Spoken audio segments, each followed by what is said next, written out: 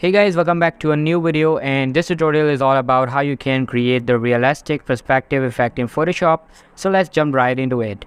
Alright, so the first thing you need to do here is to pick horizontal type tool and type any of the text.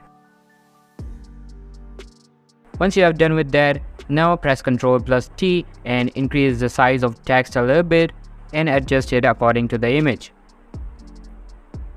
Alright, so after that, pick rectangle mark tool and then mark around the text.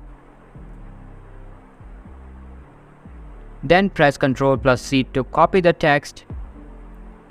Now select the base layer and then create a new layer above it. For now, I am going to disable the text layer and then select the new layer which we have created before. Go to filter and select vanishing point. Alright, so here we have to create the area in which we will place the text. So just select the area.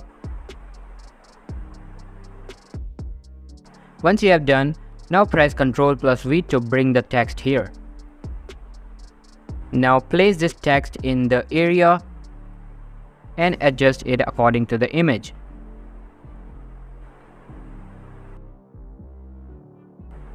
Alright, now click OK.